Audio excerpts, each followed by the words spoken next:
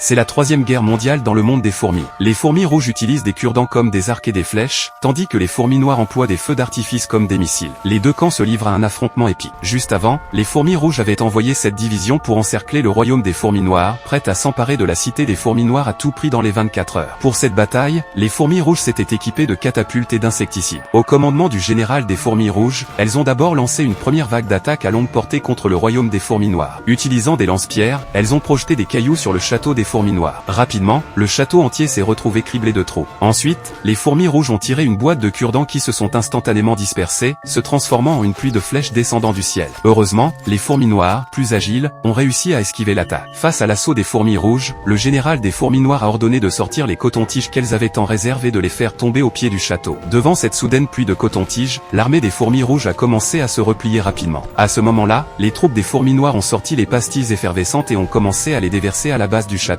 Les fourmis rouges, n'ayant pas eu le temps de s'écarter, ont été instantanément écrasées comme des crêpes.